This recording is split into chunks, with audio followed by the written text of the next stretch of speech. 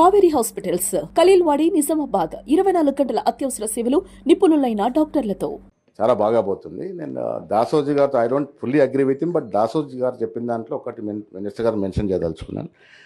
Decentralisation of development అనేది prime పాలసీగా పెట్టుకోవాల్సిన అవసరం ఉన్నది. నో డౌట్ రేవంత్ రెడ్డి గారికి ఒక విజన్ ఉంది కాబట్టి హైదరాబాద్ని అన్ని రంగులతో విస్తరింపజేస్తూ ఉన్నారు. బట్ అది దీర్ఘకాలికంగా మనకు కొంత ప్రమాదం తెచ్చే అవకాశం ఉంటుంది. హైదరాబాద్ని ఫుల్ అంగులతో డెవలప్ చేస్తూ ఉన్నారు. బట్ రాష్ట్రం సమూలంగా డెవలప్ కావాలనుకున్నప్పుడు డీసెంట్రలైజేషన్ ఆఫ్ డెవలప్మెంట్. మీరు హైదరాబాద్లో పెడతారో చాలా సంతోషం, త్వరలో ఎయిర్పోర్ట్ వస్తూ ఉంది ఒక రాష్ట్రం. సో ఈ రకంగా తెలంగాణని దూరదృష్టితో నేను ఎందుకు చెప్తాను, శ్రీధర్ బాబు గారికి ఉన్నంత అవగాహన ఈ రాష్ట్రంలో దాసో శ్రవణ్ గారు చెప్పినట్టుగా మంచి విజన్ ఉంది, ఎక్స్పీరియన్స్ ఉంది. ఇవాళ హైదరాబాద్ సమూలంగా అన్ని రకాలుగా డెవలప్ కావాల్సిన అవసరం ఉంది. హైదరాబాద్తో పాటు అటు మూల ఆదిలాబాద్ కానీ ఇటు మూల కొత్తగూడెం కానీ రకరకాల ప్రాంతాలు రకరకాల అభివృద్ధి చేసుకోవాల్సిన అవసరం ఉంది. ఇన్సెంటివ్స్ ఇస్తూ ఉన్నారు, పాలసీ చేంజ్ చేసి ఇంకా ఇన్సెంటివ్స్ మోర్గా ఇవ్వండి. ఇప్పుడు ఆదిలాబాద్ ఎయిర్పోర్ట్ వస్తుంది, ఆదిలాబాద్లో విపరీతమైన ల్యాండ్ అవైలబిలిటీ ఉంది, ల్యాండ్ బ్యాంక్ ఉంది. ఆదిలాబాద్ కూడా ఇప్పుడు ఆదిలాబాద్ చాలా పత్తి తప్ప ఏం పండదు, బట్ ల్యాండ్ ఉంది, ల్యాండ్ అవైలబిలిటీ ఉందిగా. అక్కడ ఐటీ సెంటర్ని ఇంప్రూవ్ చేసే ప్రయత్నం చేస్తే సమూలంగా డెవలప్ అవుతుంది.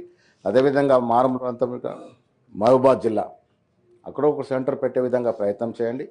ఐటీఏ కాకుండా మీరు ఐటీ మంత్రి కాకుండా మీరు క్యాబినెట్లో ప్రముఖ స్థానంలో కాబట్టి మిగతా ఇండస్ట్రీస్ కూడా అగ్రికల్చర్ ఇండస్ట్రీ కానీ మిగతా ఇండస్ట్రీస్ కూడా దూర ప్రాంతాలకు వెళ్ళి తీసుకెళ్ళి పెడితే భవిష్యత్తులో ఈ రాష్ట్రం అగ్రగామి రాష్ట్రంగా మిగిలేట అవకాశం ఉన్నది.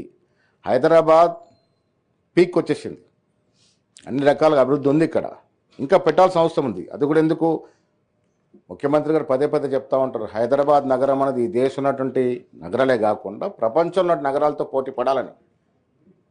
ఇవాళ ప్రపంచంలో ఉన్న మేటి నగరాలన్నీ సముద్ర తీరం ఉన్నట్టు నగరాలు. మనకు దురదృష్టవశాత్తు సముద్రం లేదు ఇవాళ. అయినప్పటికీ కూడా ఐటీ పరంగానే మిగతా పరంగా హైదరాబాద్ ఇవాళ ఈ దేశంలోనే కాకుండా యావత్ ప్రపంచంలో నగరాలతో పోటీ పడమని తీసుకెళ్తా ఉన్నారు.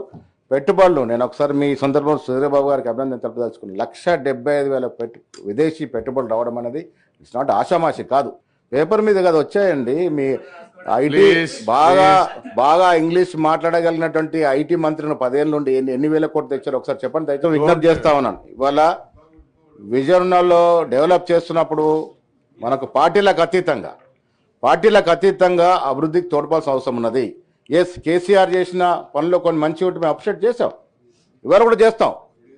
వారి పాలసీలో కంటిన్యూ చేయాలి, వాళ్ళ టాస్క్ని ఎందుకు కంటిన్యూ చేస్తూ ఉన్నారు. రాగానే మేము కూడా పేరు మార్చుకోవచ్చు కదా.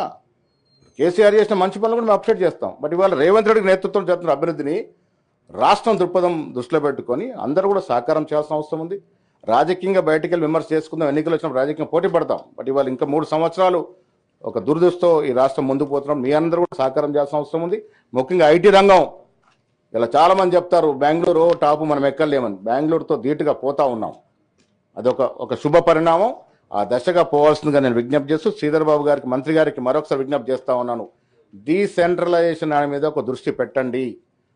భవిష్యత్తులో రాష్ట్రం అభివృద్ధి చెందాలంటే డీసెంట్రలైజేషన్ ఆఫ్ డెవలప్మెంట్ కావాలనే మాట వారికి విజ్ఞప్తి చేస్తూ సెలవు తీసుకుంటాను.